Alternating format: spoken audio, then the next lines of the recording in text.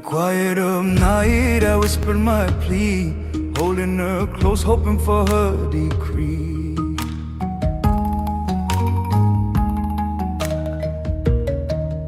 She holds a single grain between calloused thumb and forefinger, rolls it under the light like a memory, and says, "This seed remembers the river before we do." I still taste that morning when I close my eyes. That line, wow, it pins everything. Memory, place, and who keeps it.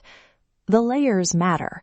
Botanical adaptation, recipes, and social ties. Each grain is a tiny archive. Exactly. So today we walk with the women who steward those archives. Grandmothers who tuck seeds in woven baskets, apprentices learning 12 named varieties in a cedar box, and community researchers who map where a line likes to grow. Before we step fully into the fields, quick note, we drew on agronomy papers and community reports for the show notes, but... Right. I actually carried a little stack of those papers out to the paddy once. They felt heavy in my bag and useless against the damp light that morning. That's an important contrast, books and boots. Tell me about that morning. Who was there? I arrived before sunrise to a river floodplain. An elder, I'll call her Grandmother H to protect her privacy, tap-tapped a bowl of rice with a small stick, low and steady. She hummed while she worked. Then she said, "Listen. The seed speaks when you thresh it." Describe that tap. The rhythm matters. It was a patient pulse. Tap, pause, tap, matching the breath of the river. The sound told her if grains were dry enough to store. She showed me how she listens with her palms as much as her ears. Listening as a technique, rooted science, honestly. They use texture, smell, and even a cooked taste test. Those are reliable indicators, not superstition. And the names, Watermoon, River Kiss, the one they call Early Bird. Each name holds a story. The flood that year, the woman who gifted it, the flavor that comes after a particular rain. Those names are data. They map lineage, who passed the seed, which rituals travel with it, and sometimes which recipes belong to it. This is how cultural knowledge survives environmental change. We followed a woman named Soka, who keeps about a dozen varieties in a cedar box. She taught me to sort by color and scent. She said some afternoons it takes 30 to 60 minutes of careful sorting to prepare seeds for the next season. 30 to 60 minutes. That detail lands. It shows labor, not romance. I want listeners to hear that balance. Heritage and hard work together. I worry we slip into nostalgia when we talk about this. Sometimes I catch myself painting a picture of timeless practice. Good. Call that out. Because while these practices are beautiful and resilient, they're also constrained by market work, changing rainfall patterns, and limited resources. We must be honest about those pressures. You're right. Let me be clearer. The scenes we describe are full of agency, women choosing which lines to keep because they know what their families need, but they also make impossible trade-offs. That tension is the story. And there are risks in telling these stories.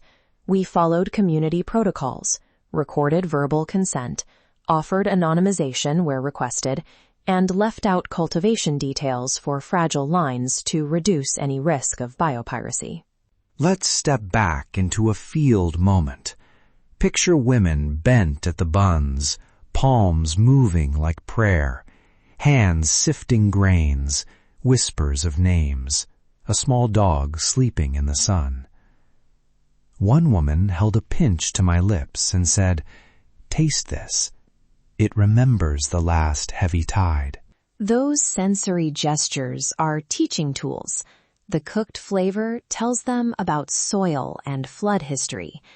Practically, some heirloom lines tolerate longer submersion or mature 10 to 14 days earlier, details that matter when rains shift. At a village seed fair we recorded, trading looked like storytelling. Women exchanged a cup of seed and the memory attached to it. Plant this at the first moon. And in return, they expected help during harvest. A young farmer in the crowd laughed and said, "We trade seeds and promises." Those promises create social insurance. But there's also formal partnership, community-led cataloging programs where projects supply storage or training while communities keep naming rights. That model reduces extraction and centers local stewardship. If you're visiting communities, here are 2 practical ways to be respectful. 1. Arrange visits through a community liaison or trusted NGO, so meetings are reciprocal and time is valued. 2.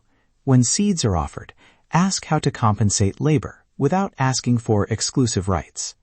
And add this: don't record or publish specific cultivation steps for fragile varieties. If someone wants to share seed, follow community guidance about how and when to document it. Sometimes aggregated descriptions are safer than step-by-step notes. There was a quiet, almost ceremonial moment when an elder spoke to a jar of seed, like greeting a relative. I almost called it superstition, but she corrected me. "It's a promise," she said. "We will remember, and we will share." That promise is practice: seasonal calendars, selection rituals, recipes tied to particular rice. In the show notes, we list classic pairings, what families cook with specific lines, because food is another way the seed story is told. One small, concrete heart of this episode. When a woman hands you a pinch of seed, she isn't giving you an object. She's extending a relationship that includes weather, elders, meals, and mutual care. Carry it with humility. If you want to support this work beyond listening, support community-directed seed banks, attend seed fairs ethically, and use links in our show notes to connect with vetted projects. The benefits should stay local. Quiet stones, loud stories. Every grain has a voice. Subscribe to Ancient Echoes to follow more field-led journeys, and visit the show notes for transcripts, partner credits, and ways to support seed stewardship without taking the story off the table. We recorded with consent and with community guidance. Permissions, release notes, and music credits are all listed in the notes.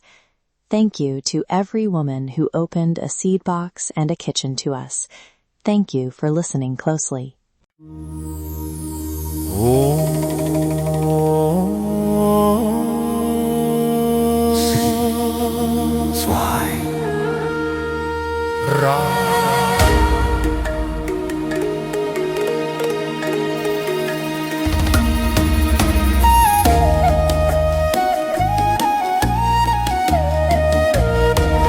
Oh, shining diamond, flawless and red, you stand so quiet, soft in the air.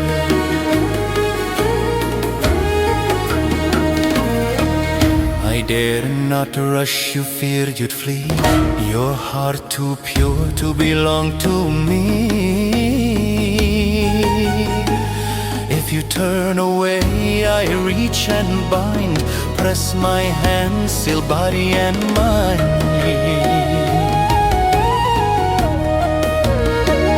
Your brows I trace, your breath I steal. This mark I place is dark and real. From this moment break and fall, hear the spell, obey the call.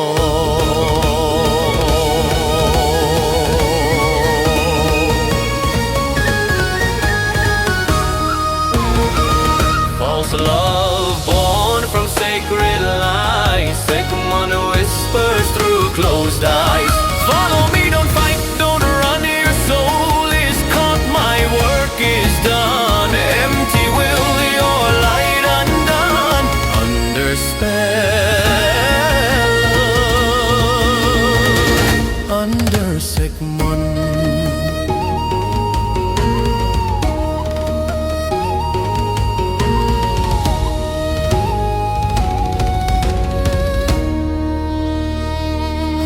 Crystal beauty, diamond bright, caught between shadow, charm and night.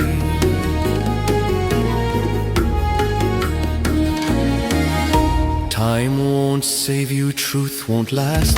This vow is carved, the line is cast. My words are smoke, my touch is fire. I bend your heart to dark desire.